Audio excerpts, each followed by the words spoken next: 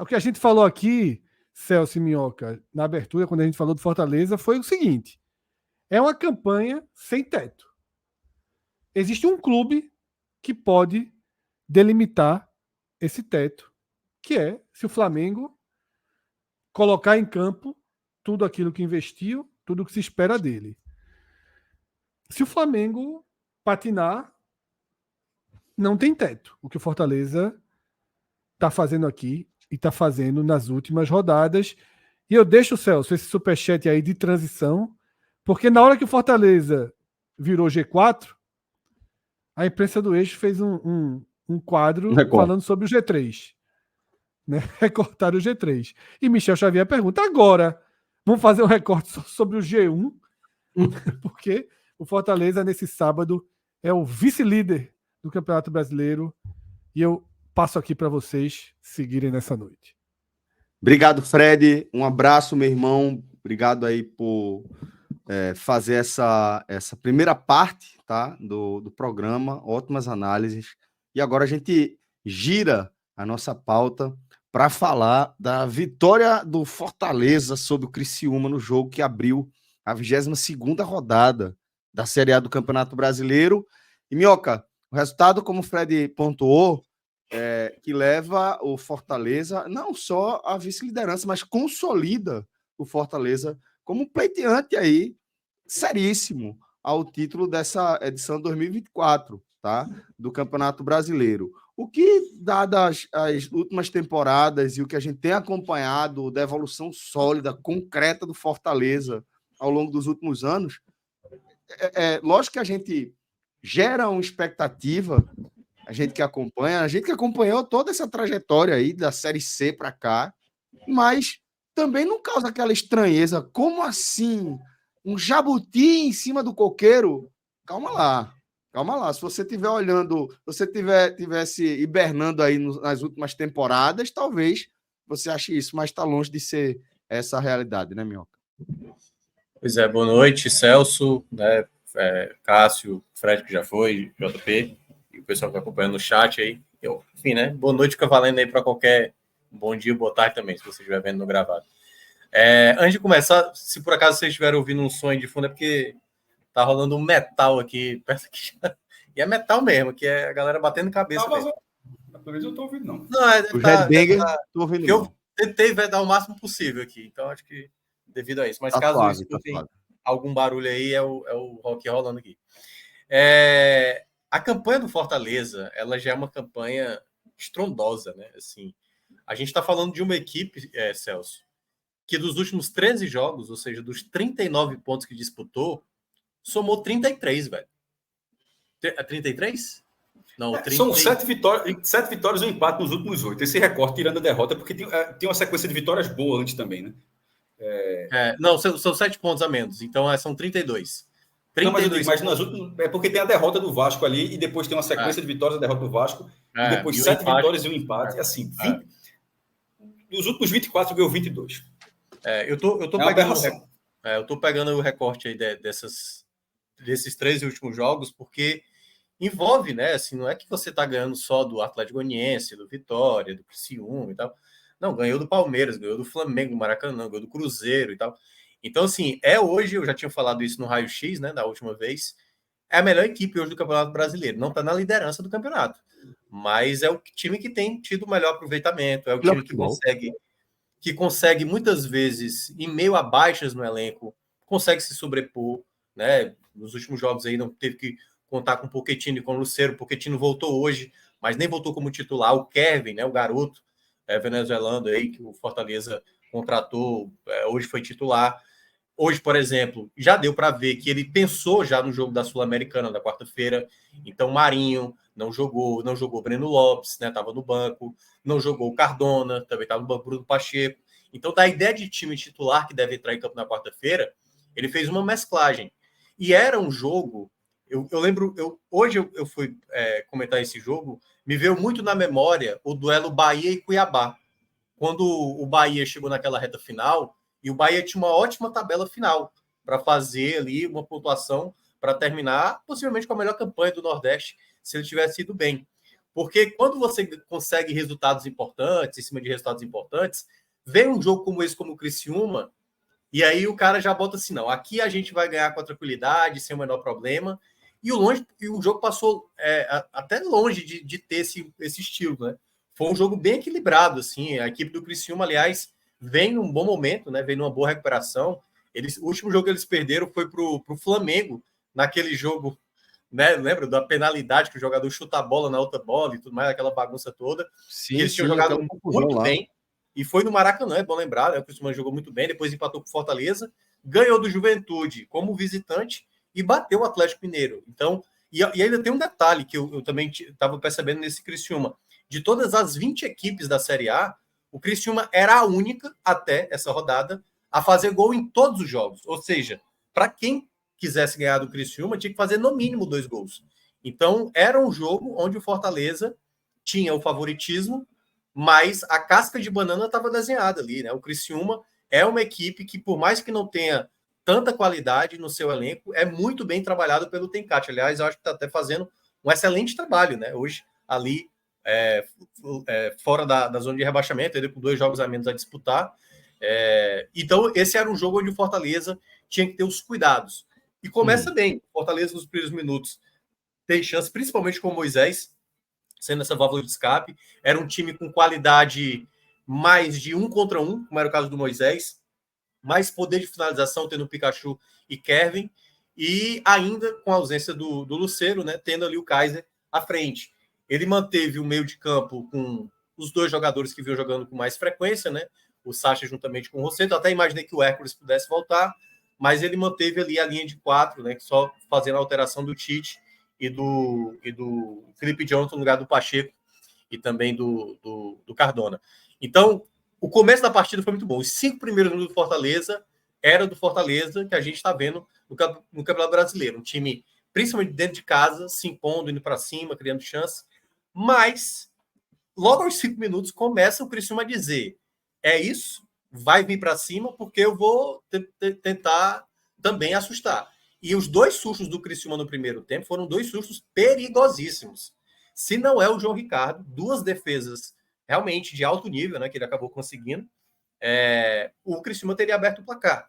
Então, assim, já nos primeiros minutos, o que deu para perceber o Criciúma, toda vez que a bola chegava, ou no Alano, que era o ponta direito, ou ali no Bolassi, né, que é o jogador que veio lá do futebol europeu, o francês, era uma dinâmica muito rápida de bola trocada, assim.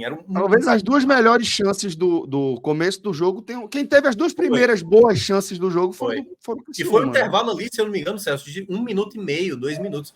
Foi muito rápido, assim, sabe? Mas eu digo... 8 outras 9.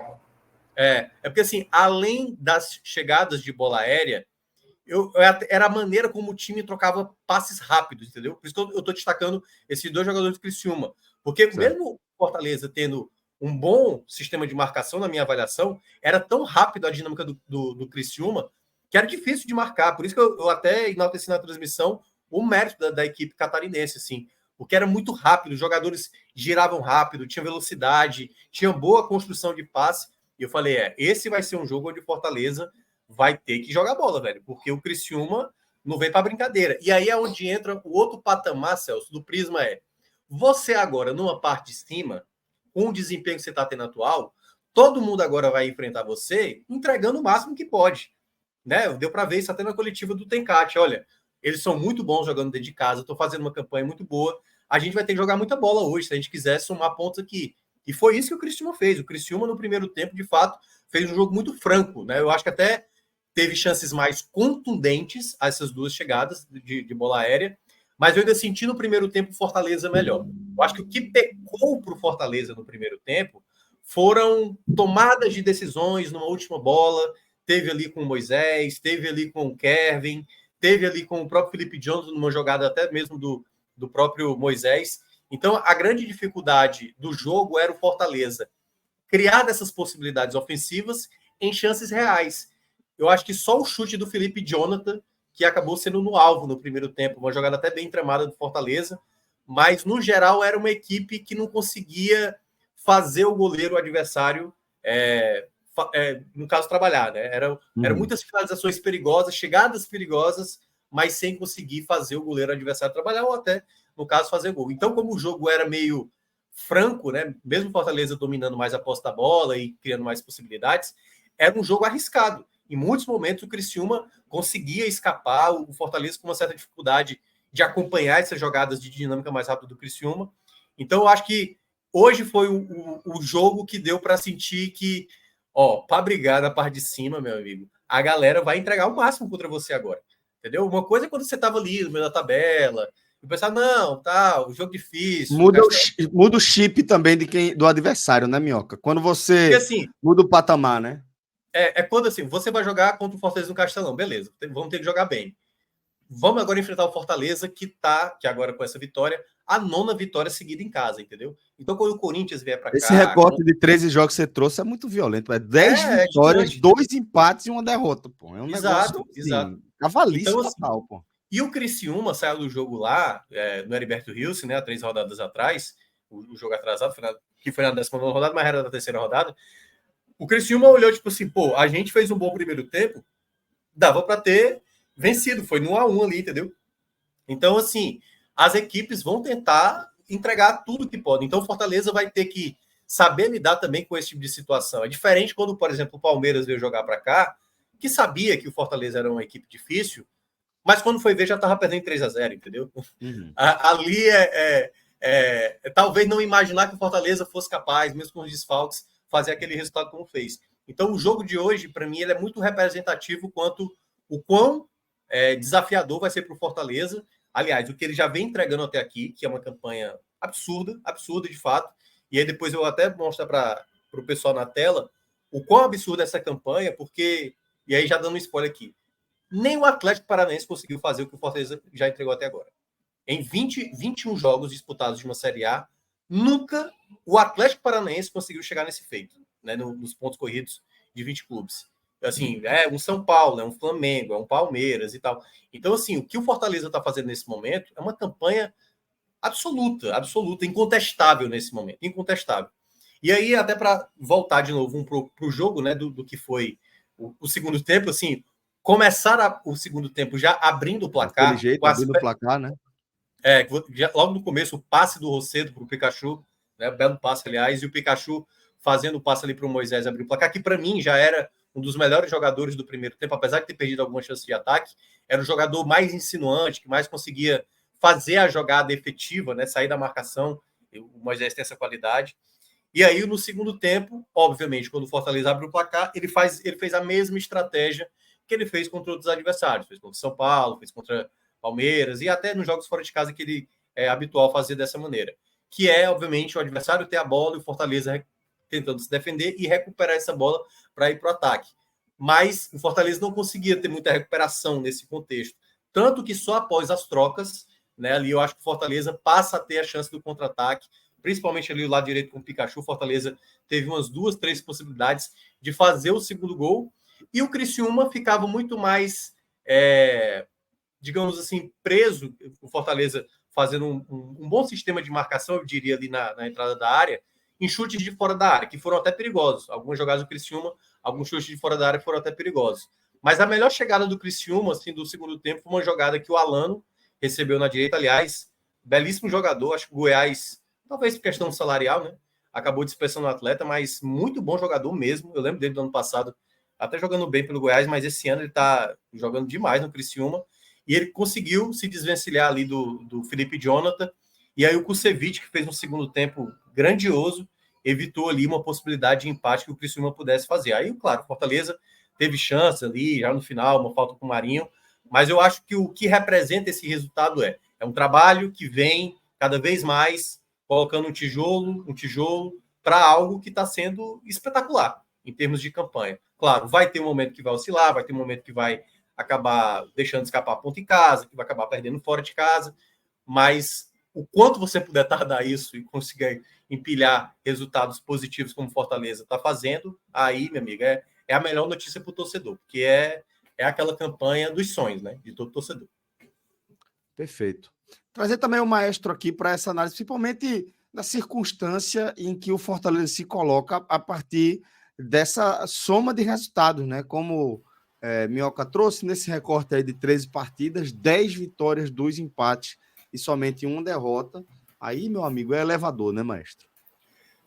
Celso, nesse momento, Botafogo e Flamengo ainda vão jogar nessa rodada, mas, independentemente disso, Fortaleza já jogou a pressão, sobretudo o Botafogo, como a gente já tinha falado um pouco antes, quando estava no início da live de Esporte Amazonas, que a impressão que eu tenho é que, se não existisse o Flamengo,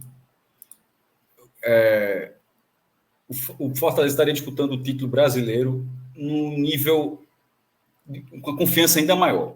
Essa campanha, como o Minhoca já trouxe, ela é algo que o Atlético Paranaense faz, e que só times que fazem uma coisa muito grande já conseguem ter um recorte desse tamanho. Mas o Flamengo trata o brasileiro como prioridade, e o Flamengo está lá, vai jogar domingo e ainda está na frente do Fortaleza.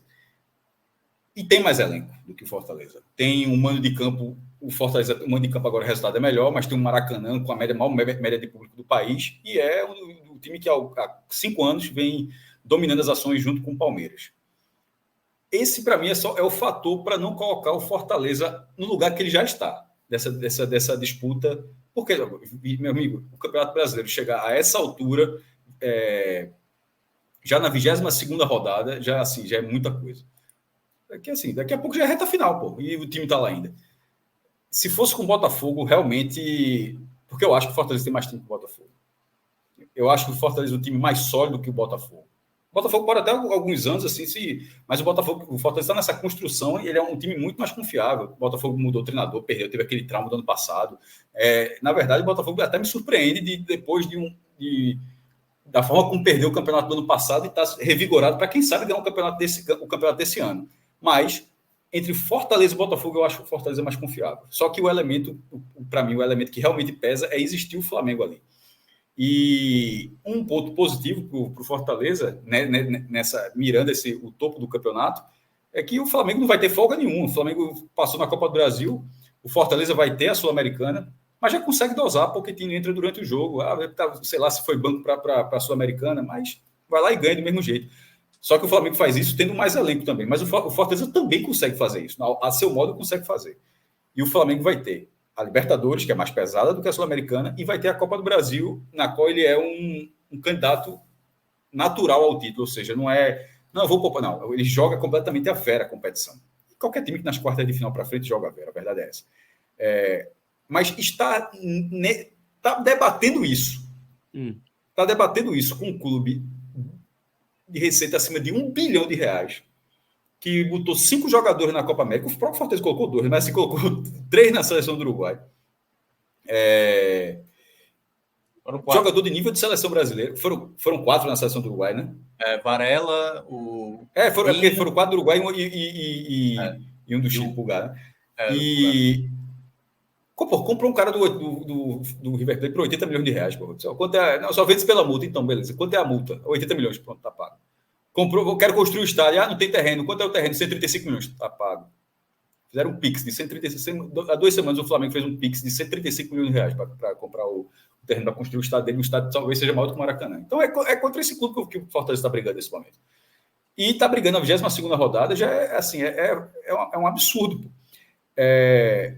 A gente, em certo momento, a gente já até trouxe isso aqui, que era o seguinte, que o Fortaleza ia construir uma campanha no Brasileiro para que, quando chegasse a Sul-Americana, que continua sendo, apesar da campanha que o Fortaleza está tendo, a Sul-Americana continua sendo mais acessível, de que a gordura no Brasileiro seria primordial para fazer a Sul-Americana e, dessa vez, ir além e ganhar o campeonato.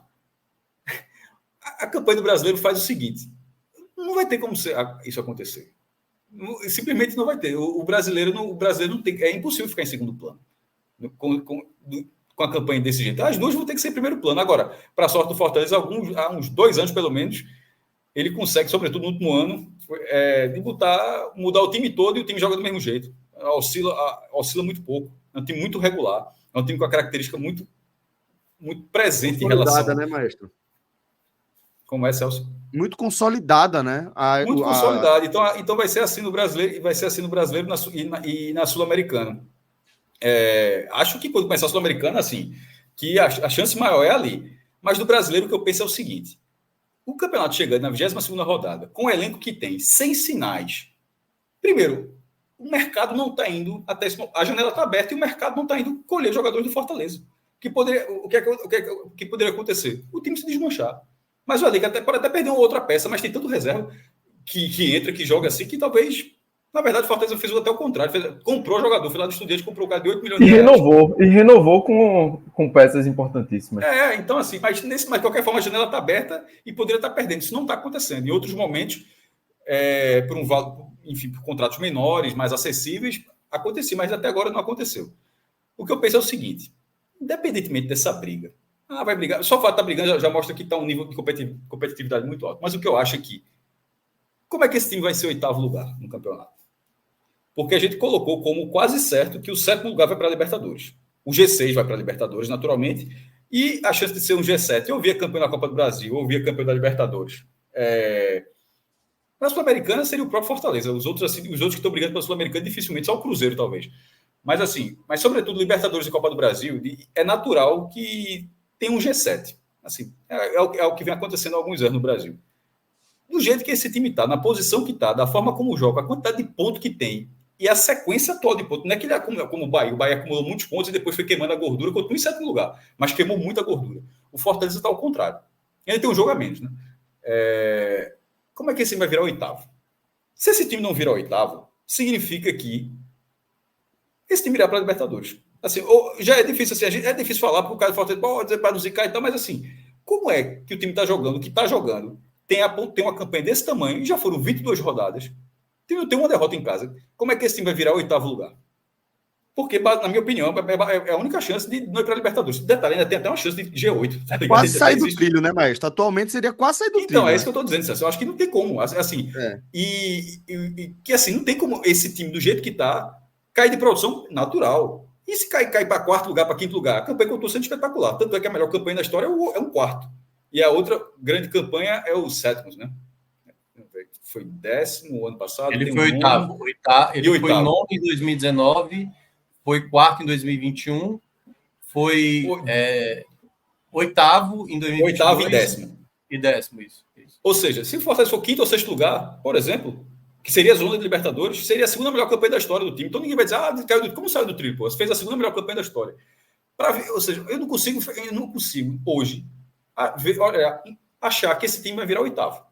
Detalhe, continua sendo uma boa campanha, mas talvez não seja suficiente para a Libertadores. Mas o meu ponto é que não vai cair para o 8º lugar. E não acontecendo isso, esse time vai jogar, provavelmente, pela 3ª vez, via brasileiro, a Copa Libertadores da América. Perfeito. Bom, vamos só trazer também a visão... Deixa eu aproveitar para compartilhar aqui logo. Claro. Isso que eu estava citando, né? As campanhas. Sim, e aí sim. Quem é que está na... Márcio. Pronto, Márcio. Coloca aí na tela e eu compartilho. Não, perdão, é Pedro. Pedro Alves. É Pedro Alves. Pedro trouxe. Deixa eu aumentar aqui a tela. Pedro, é o hábito, viu, velho? Passei as Olimpíadas inteiras. Eu estou pegando aqui 21 jogos, que é o que o Fortaleza tem, né? Então, como se fosse a 21ª rodada. Quem fez 42 pontos ou mais? 42 ou mais, porque 42, né? O Fortaleza até diminuiria aqui, deixa eu dar uma olhada aqui. Cairia para... A lista vai até o 4º lugar? O máximo é 4º lugar? Hã? O máximo é ser 4º lugar? Não, o máximo é primeiro, né? No caso, não, desculpa. Não, o máximo de cair, de piorar, assim, ou seja, o mínimo, vamos dizer assim. É, quinto lugar. Mas 2 quintos lugares, ó. O São Paulo de 18, que fez 63, e o Botafogo do ano passado, que fez 64.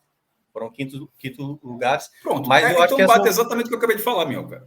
Simplesmente, tirando 2 exceções, o Fortaleza jogaria a fase de grupos, em todos os outros cenários, jogaria a fase de grupos. E em 2 cenários jogaria, caso não tenha o campeão da Copa do Brasil não seja campeão, porque o 5º lugar vai para a fase de grupos, e jogaria pré-Libertadores. Não existe nenhuma... Eu falei o que eu falei, sem ter visto esse dado ainda, tá? E o dado só está corroborando. Não existe nenhuma campanha que projetando para frente, e olha que são várias campanhas, são quantas ao todo, Minhoca? São 19. Em 19 campanhas, nenhuma delas o time saiu sequer do G6, quanto mais virar 8º.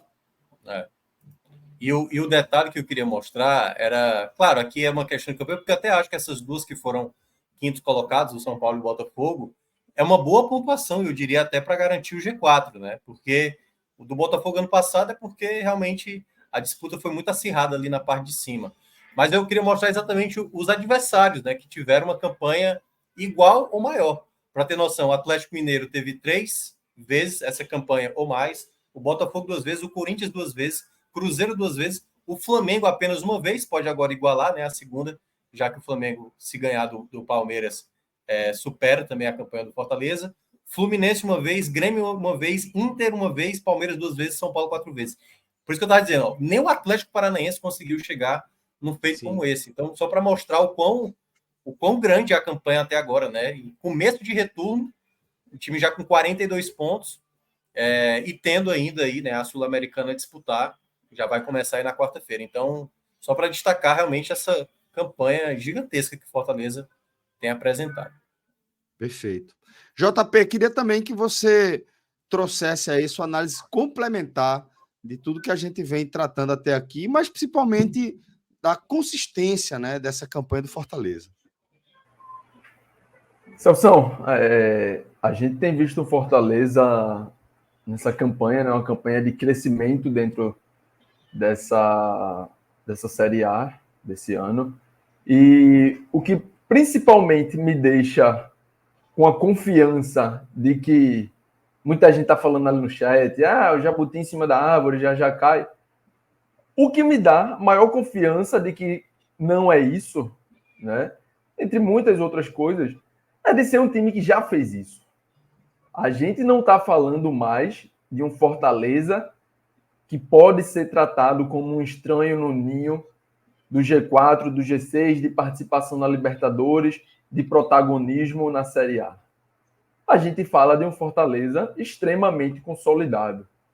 De um Fortaleza que não faz isso pela primeira vez, pelo contrário, de um Fortaleza que está acostumado a fazer isso, e de um Fortaleza em crescente, tá? Em crescente, que costuma ter, a gente dificilmente vê o Fortaleza ter uma campanha de queda, de despencar, de desmoronar, de cair pela tabela. Normalmente dá uma acelerada, né? Exatamente. A gente costuma ver no Fortaleza um time em crescimento. Ele costuma, perfeito, como o superchat de Rogério Holanda, né, que agora está na tela. Geralmente o segundo turno do Leão. O Leão é melhor que o primeiro. Isso. É exatamente isso que a gente costuma ver. E hoje. A única diferençazinha, eu acho que nesse momento, foi até dito no próprio chat, o Fortaleza tem uma disparidade na relação jogos em casa e fora. É 3 de diferença. Ele está com 12-9, né? São 12 jogos em casa. Então vai ter mais 7 jogos em casa e tem mais 10 jogos como visitante. Isso, 7 em casa e 10 fora. Isso talvez pese, mas talvez. Mas, maestro, nesse momento, pegando só a tabela fora, e aí eu estou com a tabela do SofaScore aberta aqui, de jogos fora, sabe qual seria a posição do Fortaleza? G8. 8º colocado. Fortaleza... Não, veja, para o título não é suficiente, não. Para pegar a Libertadores é suficiente. Exato, a gente está falando... da Libertadores. Eu venho falando exatamente desse primeiro passo. Ele teria que melhorar esse... Tem que melhorar, exatamente. Mas é num momento de crescente. Num momento onde hoje você vê o Fortaleza e você vai ver a escalação, você vai se perguntar, cadê Lucero, cadê Pochettino, cadê talvez Zé Wellison, Breno Lopes, que vem sendo peça fundamental, né, em partidas recentes. Você vai se perguntar por esses caras, mas é um Fortaleza que mesmo se dando ao luxo de poupar muitos desses do time titular, consegue desempenhar em casa, poupa vários nomes que são carimbados como titular e arranca e sai e vai para um jogo contra um adversário duro, que vem jogando a Série A, que construiu, que chegou, sai com 3 pontos, pô. É um time que vai chegar na reta, no afunilamento da Série A, na reta que vai ter que jogar também, dividir um pouco de atenção com Sul-Americana, com 22, 23 jogadores em condições de pé de igualdade. Você tem ali 4, 5 mais absolutos, mas 15, 16 jogadores que podem jogar a partida, que não são estranhos dentro de um time titular, que não entra em campo e você acha temerário ter esse jogador como titular. O Fortaleza já atropelou esse contexto. O Fortaleza já atropelou essa ideia de ter um time. O Fortaleza tem um elenco sólido, o Fortaleza tem 2 jogadores praticamente por posição e vem se reforçando. Uma posição que se debatia muito, a lateral direita, trouxe reforço, né, e trouxe reforço fazendo investimento. Não é aquilo que, quem é que tem livre aqui, não, é quem é que eu quero. Quem é que eu vou trazer para o meu modelo, quem é que eu vou trazer para o meu encaixe, quem é que eu vou trazer para a minha sequência, quem é que eu vou trazer que pode dar ainda mais protagonismo em bom nível, em alto nível, o jogador que está acostumado com isso. Então, assim, a gente fala de um Fortaleza que é muito real onde está. A gente fala de um Fortaleza que vai jogar a Sul-Americana, já tendo disputado Libertadores, sendo o atual finalista da própria Sul-Americana, já tendo feito G4 na Série A. Então, e tendo o costume de ter arrancada nessa reta de segundo turno, nessa entrada de segundo turno, e uma arrancada que já vem de bem antes. E Renato Abreu trouxe o ponto aqui. Para a Libertadores, precisa dos pontos em casa. Para o título, tem que ganhar fora. É por aí. O Fortaleza está no momento onde, se ele continuar sendo o que ele é no Castelão, e talvez até um pouco menos, não precisa nem se continuar ganhando todos os jogos, mas, enfim, desempenhar bem a pontuação, não precisa ser 100%, mas desempenhar bem, talvez seja o suficiente. O Fortaleza vai para uma sequência agora, Maestro, de 2 jogos fora, né? Rosário e depois o Red Bull, não é isso, Minhoca? Bragantino. Acredito que até já fique, né? Nem volte para Fortaleza nesse momento, imagino. Curiosamente, o Rosário ganhou o clássico dele, tá? Hoje foi o clássico rosarino, lá no estádio, esqueci o nome do estádio do Rosário agora, tão famoso, tão tradicional, já teve até Brasil e Argentina lá. Ganhou por 1-0 do News Old Boys. E aí Gigante de Arroito. Gigante de Arroito, exatamente. Gigante de Arroito. Nas margens do rio lá que margeia, serpenteia a cidade de Rosário. E isso, de certa forma, foi bom para veja só, mas eles ganharam o jogo, mas beleza. Se não fosse o News Old Boys, o Rosário hoje talvez nem tivesse jogado, eu teria mandado um time de reserva. No clássico, obrigou a dar uma carga no Campeonato Argentino. E enquanto o Fortaleza conseguiu poupar peças, né? Veja só, a linha do Fortaleza, para mim, o Fortaleza não poupa peças. O Fortaleza é simplesmente assim. Eu ainda trato porque você sabe que tem algumas peças que na hora H vão estar. Mas eu não trato como algo anormal. Eu ainda trato como, de certa forma, poupar uma peça. Não é desfalque, né? Isso, mas não é desfalque, não é loucura, não é, como é que esse cara tá fora? Eu abro uma escalação do Fortaleza, vejo Moisés, vejo Pochettino no banco, vejo Pikachu titular, vejo Breno Lopes no banco, o Zé Wellison no banco, e não acho. Não é nenhum absurdo, não é nada de outro mundo. E aí vai para uma sequência fora de uma competição da Sul-Americana, vai para um jogo difícil contra o Red Bull no Nabi Abichedi, podendo usar 100%, assim. Podendo usar 100%. Não, agora eu quero melhorar o meu retrospecto fora. Pode ir com o melhor time, com que tem à disposição. E a gente não estaremos falando de algo nada normal. Esse, JP, deve ser um jogo de descarte para as duas equipes, na verdade, não só para o Fortaleza, que o Bragantino vai estar enfrentando o Corinthians, né? O primeiro jogo vai ser como mas até por isso eu vejo como uma oportunidade. Agora também passa muito por esse primeiro jogo do Rosário. Passa muito exato. Sim, eu até acho, e aí em termos de adversário, né? Embora o Bragantino, aliás, estão até se enfrentando nesse momento, né? Está 1-0 o Bragantino, né? No momento. O Bragantino, por exemplo, é um adversário que eu vejo mais qualidade do que o Corinthians. Mas eu acho que se o Fortaleza de fato passar pelo Rosário nas oitavas, eu acho o Bragantino uma equipe melhor para se enfrentar, porque não jogaria no seu estádio, não ia ter o contexto de alçapão ali da Neoquímica Arena, né? O Fortaleza nunca venceu lá na Neoquímica Arena. E esse jogo do próximo sábado, ele é um jogo onde a melhor notícia que tem para o Fortaleza, claro, não é garantido que vai ganhar, mas você já tem muito jogador com minutagem que não vem jogando com frequência. Por exemplo, o jogo de hoje. Possivelmente a gente vai ter o Felipe Jonathan jogando contra o Bragantino, o Tite jogando, possivelmente a estreia do Mancuso jogando na direita, pode ser também, né, o jogador recém-contratado. Então, assim, dá para imaginar um Fortaleza, porque eu fico sempre pensando isso, JP, que, cara, o Lucero tá fora, entendeu?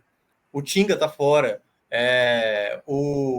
que é um outro que eu tava lembrando, que agora esqueci, o Caleb tá fora, entendeu?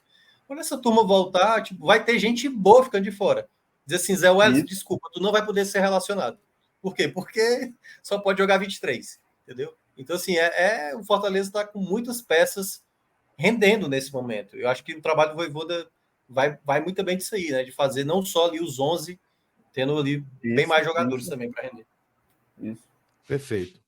Bom, deixa eu trazer aqui 2 superchats para depois a gente seguir para o nosso glorioso campinho. Mestre, Silvio Abreu está perguntando aqui se o Sport não quer levar Tite, zagueiro. Não tem dinheiro não, porra. Não, o problema é do outro lado da zaga até o momento. O problema é pelo lado direito. Tite é esquerdo, é canhoto ou destro? Lado esquerdo. Canhoto. Tá, dá não. O problema da gente é pé direito, meu irmão. O canhoto, a turma tá querendo que jogue 2. Já tá jogando com 2 canhotos. Se Tite for 10, pode mandar, mas não é, infelizmente. Já não tem dinheiro e não tem o pé direito. Não adianta não. E Paulo Neto está perguntando também, um tema para a gente entrar aqui, perguntando se a cotovelada não era para expulsão. Bom assunto esse aí. O jogador do Criciúma... Para mim não, tá? Vou responder até porque eu vou ter que sair agora. Só falar rapidamente, Minhoca. Para mim não. Eu não acho que... É óbvio que machucou o jogador. O cara sangrou ali, é muito direto. Mas o jogador do Criciúma, ele leva o tranco de Kaiser. É esse lance, obviamente, que a gente está discutindo, né? Sim, sim. Ele leva o tranco de Kaiser e na hora que ele está com o braço, ele... obviamente que o braço vai forte, mas não tem gatilho. Não tem isso aqui. Isso. Tem isso aqui. Tem esse movimento para trás. O braço todo reto. Eu não vi o gatilho do braço. E o cara leva o tranco assim. Claro, o cara está com muita força ali naquela jogada e bateu em cheio no nariz. Mas eu acho que... Primeiro, obviamente, foi revisado, né? Aquele lance. O que no primeiro momento, o narrador achou que era para vermelho, depois ele deu uma recuada. Aí seria para no mínimo... ele aceitou o amarelo. Eu acho que o amarelo poderia caber. Mas... Por orientação, como até que foi dito na transmissão, por orientação, até porque, querendo ou não, bateu no risco. Mas a lógica da agressão do gatilho, na minha opinião, não existia. Não, infelizmente, machucou muito o Kaiser. Mas foi um lance, foi mais eu vi mais como um acidente do que uma agressão. Sim, sim. Foi, claro, né, um pouco diferente do que aconteceu no Bahia e Botafogo, né, do meio de semana, que também gerou muita discussão. Nos 2 lances, seja no jogo do meio de semana do Bahia, né, a jogada do Gregory, como também nessa, eu também não expulsaria. Eu daria amarelo, né, nos 2 lances especificamente. A arbitragem não viu nenhum dos 2 lances, mas também não acho que era lance para vermelho. Acho até que claro, né, o braço foi mais acentuado, né, que foi um braço que realmente acaba pegando. Pegou ao cheio. Vivo, ficou bem nítido, assim. E pegou isso aqui, pegou essa parte do braço, aqui, nem o cotovelo, que pegou foi isso aqui. Mas eu não acho que também era lance para expulsão. Não, como o Cássio bem falou, não há aquele gatilho, né? Aquela jogada. Porque eu ia citar aquela do Leonardo de 94, porque aquela ali foi muito. Ali é gatilho de AK-47, pô, aquilo ali mesmo. O gatilho munição pesada, aquele gatilho ali. Mas assim, o jogador, ele de fato, ele não está tentando se desvencilhar com o braço, ele não está tentando na maldade, ele tenta protege errado, acerta o Kaiser. Deveria a arbitragem ter marcado falta, ter dado amarelo, até pela imprudência, e aí isso gerou até uma... Eu acho que não, porque na verdade aquele lance para ele não ser muito curioso. Eu acho que ele recebeu a falta. Como é que ele recebe a falta da falta? Eu acho que ele recebe a falta, ele sofre a falta. Ele sofre a falta, né? Ele sofre a falta de Kaiser. E ele não tem como fazer a falta depois. Por isso que seria só agressão ou não, tá ligado? Ele não cometeu a falta, ele sofreu a falta. A questão é que não é porque ele sofreu a falta que tá liberado ele dar uma cotovelada no cara ou agredir o cara. Mas naquele lance para ver, o jogador do Criciúma sofre a falta, o braço dele bate com força, no antebraço dele bate com força em Kaiser, mas sem um gatilho, e por orientação, querendo ter batido, eu poderia dar o amarelo, mas a expulsão não daria de jeito nenhum. Eu também não daria, não. E o outro detalhe também é porque na hora que ele se machuca, o Kaiser, eu falei, meu amigo, eu já tinha alertado isso aqui há um tempo, né? Que eu acho que o Fortaleza deveria ir atrás de mais um camisa 9, porque o Lucero não está disponível nesse momento. Vai para um jogo de Sul-Americano importantíssimo, possivelmente porque assim, o Fortaleza vai fazer uma viagem só, né? Como o pessoal fala, perna longa, né? ele vai fazer o jogo lá na Argentina e depois viaja para São Paulo. Então, vão ser 2 jogos fora de casa. Pode ser que o Lucero viaje. Não sei se o Lucero vai estar disponível para esse jogo e vai estar disponível para o jogo da volta. Mas imaginando, né, o Kaiser, pelo que o Vojvoda falou na coletiva, parece que não houve fratura. O que foi percebido, e claro, estava inchado, né? Parece que foi um corte. Então a gente só vai saber, possivelmente, ali 1 hora antes, né, ou na viagem, para saber se esse problema foi mais sério. Porque se você não tem o Lucero hoje, por exemplo, quem entrou no lugar para fazer a camisa nova ali foi o Breno Lopes, né? Em um determinado momento do jogo. Então, acho que Fortaleza perde, sem ter o Kaiser, sem ter, ou pelo menos uma peça ali que possa trocar. Então, acho que o quanto antes o Lucero puder voltar, melhor para o Fortaleza, porque, né, perdeu o seu goleador nesse momento e tal, e aí perdeu o reserva imediato, que está vivendo um bom momento, como é o Kaiser, que fez um bom jogo na minha avaliação.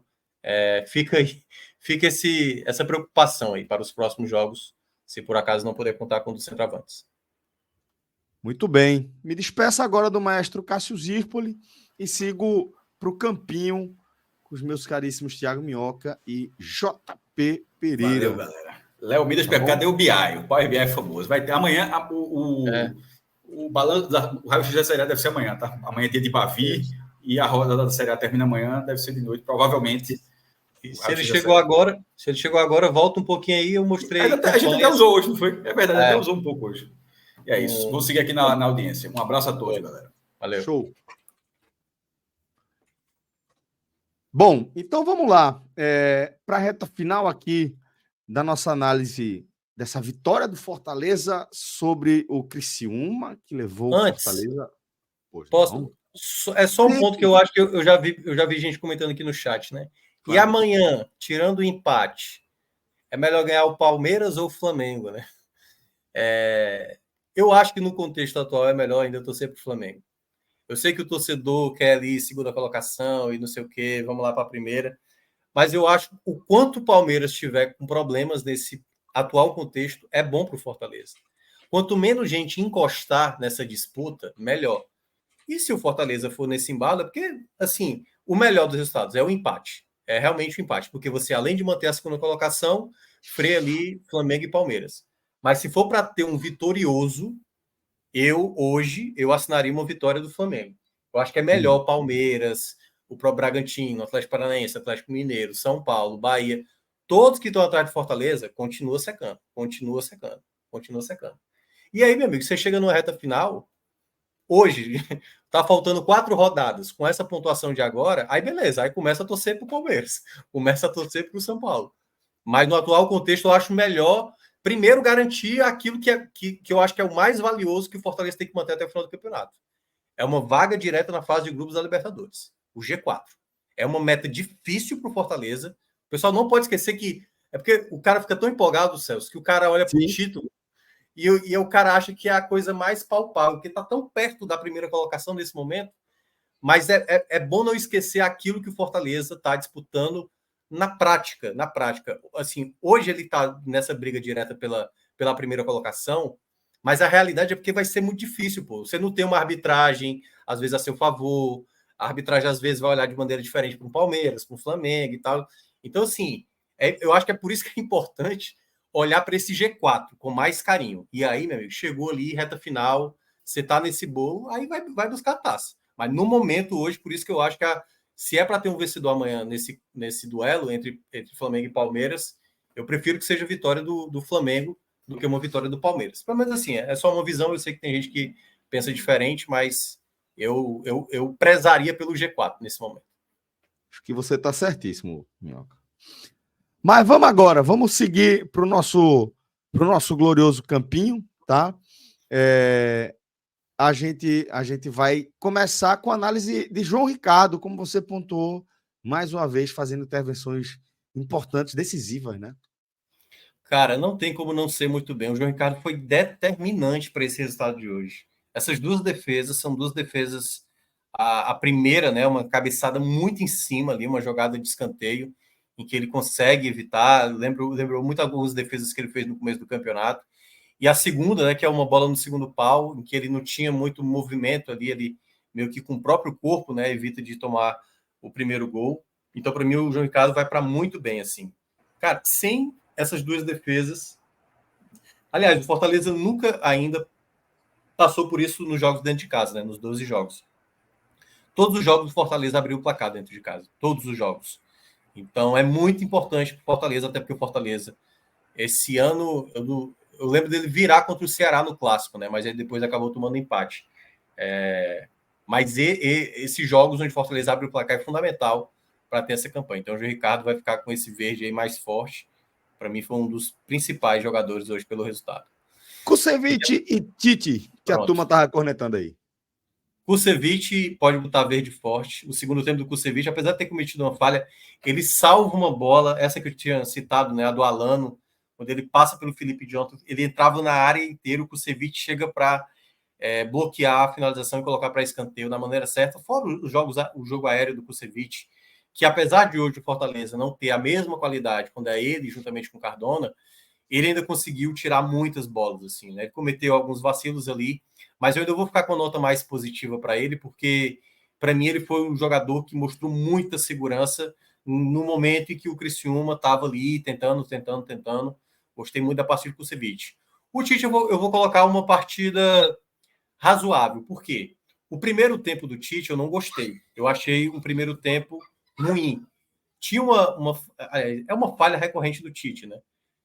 No final do primeiro tempo, acho que a torcida vai lembrar, teve uma jogada do Criciúma, que era um contra-ataque, e o Tite, de maneira desesperada, vai para cima do portador da bola. Até aí tudo bem. A grande questão é que quando essa bola volta, no lugar do Tite voltar para a zaga, ele continua tentando dar o bote no outro cara que está portando a bola. Tanto que o Rossetto teve que funcionar como zagueiro ali em um determinado momento. E foi um chute que passou com muito perigo.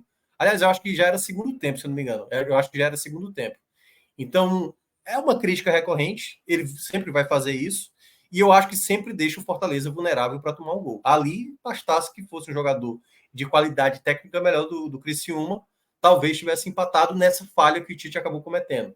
Então, assim, eu acho que ele melhora no segundo tempo, ele começa a ganhar alguns embates, até ganha mesmo em jogo aéreo, que não é bem o melhor dos mundos dele. E aí meio que se equilibra, né? O primeiro tempo que eu não gostei tanto dele, com o segundo tempo um pouco melhor, vai ficar como razoável a partida do Tite. Enfim, não é titular da posição Cardona.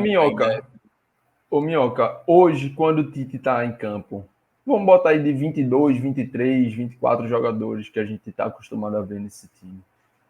É o elo mais fraco. Quando ele está em campo, você consegue identificar assim, ou tem alguém que você aponta como mais fraco? Dos jogadores mais frágil, na verdade. Dos jogadores mais usuais, sim. Porque assim, a gente poderia imaginar, o Dudu poderia jogar como lateral direito hoje, já que o Tinga não estava. E aí eles poderiam ser um elo considerado mais fraco. Mas dos jogadores que é mais utilizado pelo Voivoda, exato. Ele é a peça que anda cometendo... Dá mais margem para o adversário se aproveitar, né? O jogo do Bahia foi um jogo onde a derrota veio muito em função dos erros do Tite. Então, queira ou não, ele ainda é o jogador que ele tem um respaldo gigantesco, em termos de capitão, só está atrás do Tinga, né? Ele é o segundo, o Pikachu o terceiro e o Brits é o quarto. Então, enfim, a liderança dele é importantíssima hoje para o Fortaleza. Só que a gente está falando de bola, né? E aí, na bola, ele, enfim, às vezes ele se atrapalha, mas algumas jogadas dele foi bem importante. O segundo tempo dele eu gostei mais, por isso que eu... Principalmente o combo quando é ele e Felipe Jonathan, né? A própria jogada no segundo tempo ali do Alano. É uma jogada... Já pode até trazer esse conceito de Felipe Jonathan, né? Porque acaba sendo algo que vai estar associado, né? Ele foi bem ofensivamente. Eu gostei do Felipe Jonathan. Ele teve duas boas chances de fazer o gol. Uma foi a primeira finalização certa do Fortaleza, foi dele no primeiro tempo. E uma segunda, né? Que ele tabela ali a jogada, se eu não me engano, com Moisés, Breno Lopes. Acho que foi Breno Lopes, não tô lembrado não. E aí ele finaliza por fora e tal, mas ele conseguiu apoiar muito bem. Defensivamente, ele, assim, queira ou não é tão fácil marcar, e nesse ponto o Pacheco é melhor do que ele, né? Mas eu acho que ele fez uma partida boa também, assim, ok. Vou mais pro razoável, porque eu acho que ele foi bem ofensivamente, defensivamente não é que ele foi mal. Foi mais ali pro quase mal, pro razoável, mas na média se tudo que não foi tão bem ofensivamente. Foi ok, criou algumas jogadas, fez bom cruzamento. É um amarelo um pouco mais esverdeado, mas eu ainda vou no desempate para não fazer isso. Quer também o amarelo e meio aqui também, quer fazer também essa campanha. O jogou bem e meio, porque vocês são assim, né? Só são 5, pô, aí é difícil. Mas é isso. Se fosse fazer uma nota aí para ele, seria tipo um 6 aí, um 6,5 e tal. Mas não pode colocar, então fica esse amarelo. Brits eu vou botar bem. Vou botar o verde musgo para ele. Eu sempre fico tentando não me repetir com o Brits. Mas eu acho que ele ganhou muitas jogadas. No geral, assim, ele foi um jogador bem importante. Era um lado também que o Criciúma atacava com uma certa força. E é curioso, porque quando o Brits joga, eu sinto que o adversário não se sente confortável de atuar por ali. Foi assim no último jogo contra o Cruzeiro. O Cruzeiro só fazia jogada pelo lado direito. Só pelo lado direito. No caso, o lado esquerdo defensivo do Fortaleza. O Brits, ele passa essa imposição, né? Muitas vezes. Né? Fez uma partida muito segura também. Se o Tinga já está na transição, voltar já para o próximo jogo, a depender do ritmo do Tinga, eu manteria o Brits para o duelo contra o Rosário fora de casa. Eu manteria o Brits. Mesmo o Tinga já voltando, aí pode ser que o Tinga volte de fato contra o Bragantino, e aí depois ele pode até jogar na volta, a depender do contexto que o Fortaleza tenha para o jogo da volta, né, contra o Rosário. Meio campo com Sacha, Kevin e Rossetto. Esse foi o meio de campo que teve mais problemas hoje. Assim, não é que houve momentos que jogou ruim. Por exemplo, o Rossetto, ele cometeu uma falha, né, que aliás até custou o cartão do Tite no primeiro tempo. Ele foi recuar uma bola, recuou errado, tocou ali no pé do Bolaci e tal. Uma jogada bem perigosa que o Criciúma teve numa saída de bola errada. Mas, novamente, ele jogou bem, assim, no geral, assim, cometendo algumas falhas que ele acabou errando. Tanto eu vou até juntar aqui, ele e Sacha, né? Assim, os dois conseguiram ir bem, na média que eles costumam ir bem, né? O Rossetto tem esse fator a mais. A jogada do gol acontece muito pelo passe dele. Aliás, é um jogador que eu já gostava antes, eu até elogiava, mas o torcedor, enfim, alguns torcedores não enxergavam essa qualidade nele. Eu acho que agora, depois dos últimos jogos, ele tem mostrado. Eu vou colocar um jogo bem para ele. Apesar dessa falha grosseira que ele cometeu no primeiro tempo, eu acho que, no geral, ele teve muita tranquilidade de ser esse jogador da saída de bola. Às vezes, quando esse jogo era um jogo tão perigoso que esse jogador, no caso é o Rossetto, que é o jogador da criação, tinha que ter muita clareza na hora de jogar, porque a transição do Criciúma era muito rápida. Então, essa jogada que ele dá o passe errado, que quase salvou do Criciúma, foi uma de tantas outras que ele errou. Assim, foi uma dentre várias que ele acertou. Foi um erro ali, mas tantas outras ele teve a calma. Em algum momento ele percebia que estava difícil, ele voltava, ele girava. Ele fez a jogada que acho que foi a finalização do Felipe Jonathan. Começa com uma girada de bola muito bem executada por ele, quando ele abre ali para o Pikachu. Então, eu acho que ele fez de novo uma partida muito boa. Poderia estar aqui com o verde mais forte, mas essa falha que ele acabou cometendo tira um pouco aí desse verde mais vivo. O Sacha eu vou colocar mais como razoável. Eu acho que ele ajudou defensivamente, mas eu senti que o Sacha perdeu muitas jogadas. Ele teve uma dificuldade, Celso, de ser mais estável mesmo, sabe? Assim, teve jogada que ele tentou fazer coisa que ele não costuma não fazer, como às vezes tentar a bola e sair driblando, então não é muita característica dele. Acho que ele cometeu alguns vacilos. Ele não foi tão efetivo, mas ainda ajudou muito na recuperação de bola, mas não fez aquela partida de Sacha que a gente conhece bem, que é praticamente recuperando diversas bolas. Recuperou, mas não tanto no outro patamar. Kevin teve bons momentos, maus momentos, então vai ficar também na média ali do razoável. Eu acho que ele teve algumas boas visões assim de jogadas de contra-ataque.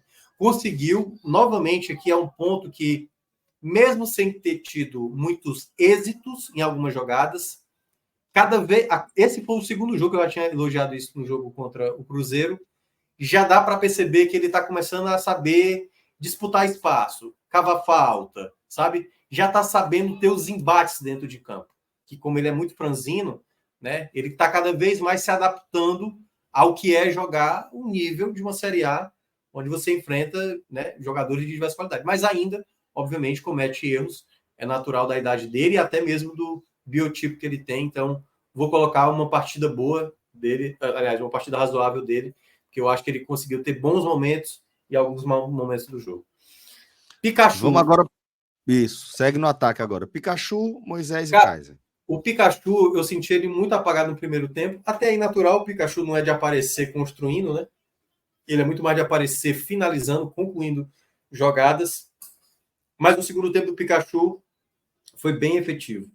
Ele criou... Algumas vezes ele se precipitou em algumas finalizações ali, a marcação do Criciúma conseguiu bloquear 2 chutes dele. Mas eu gostei do segundo tempo do Pikachu. Então eu vou colocar um jogou bem para ele, porque o primeiro tempo dele não é que ele jogou mal. Ele estava pouco participativo, mas ajudou na reposição, ajudou no que foi preciso. Mas ele não errou o Pikachu, ele só estava sumido do jogo. E aí, quer ou não, pesa mais no segundo tempo, principalmente no segundo tempo, onde exigia muito, né? Assim, ele poderia ter feito gol, poderia também ter dado uma assistência, né? Mas acabou não acontecendo. Mas vai ficar com bem. Eu gostei da partida do Pikachu. Mas ainda, para o jogo do meio de semana, ainda prefiro o Marinho jogando na posição dele para quarta-feira. Certo.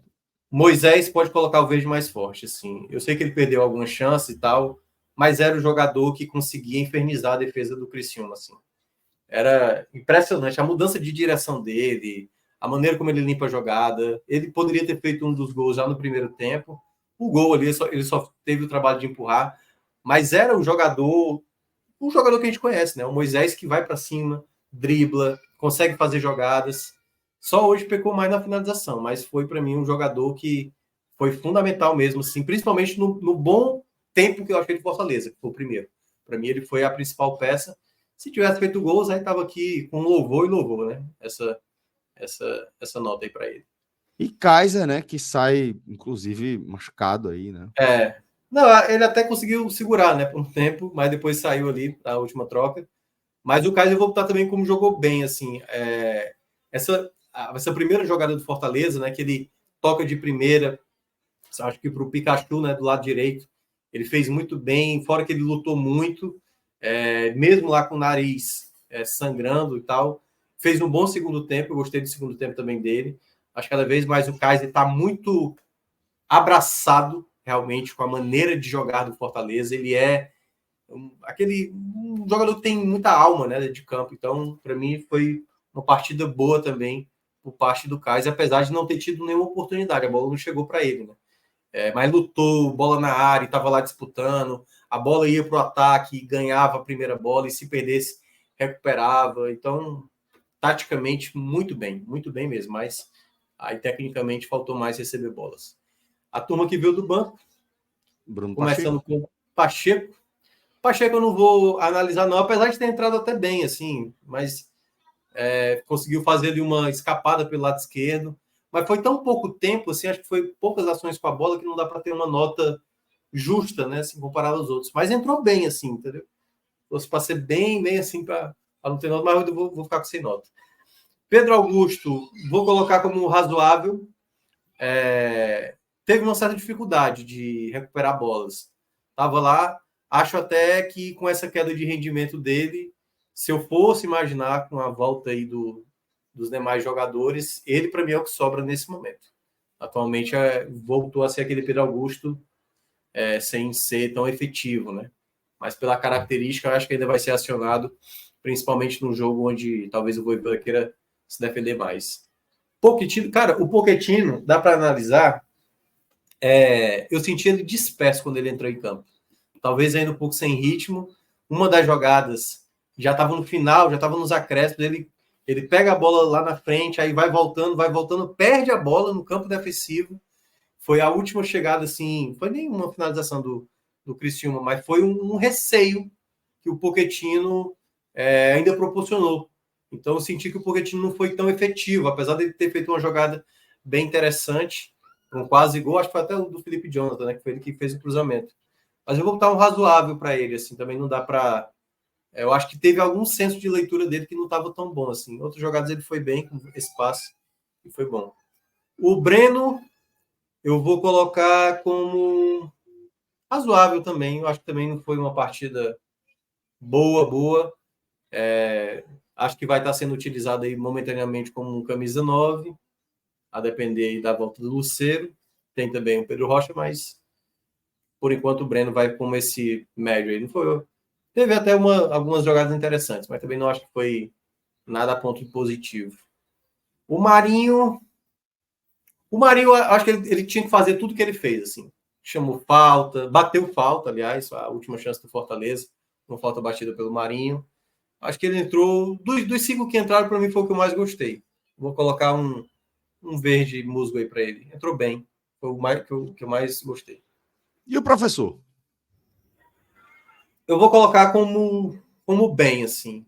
Foi uma partida boa do Fortaleza, não foi uma partida exuberante. E aí, queira ou não, você tem que também ponderar, né? Por exemplo, se é um Cruzeiro, se é um Flamengo, aí talvez num contexto mais positivo. Mas era um jogo perigoso mesmo. Eu acho que o Vojvoda fez as leituras corretas.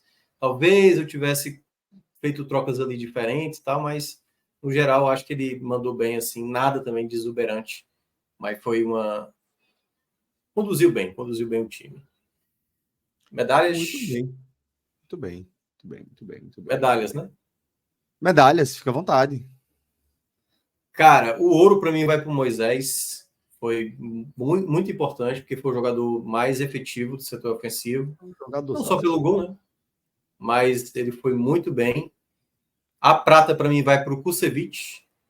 O Kusevich para mim fez uma partida muito boa. Gostei muito da partida do Kusevich. E o bronze vai para o João Ricardo, né? Sem um comecinho ali, Fortaleza poderia ter se complicado bem. Pois bem, tá aí o campinho do Fortaleza nessa vitória sobre o Criciúma, pro print, tá? Tá aí pra gente fechar também mais uma análise, mais um programa dentro do 45 minutos.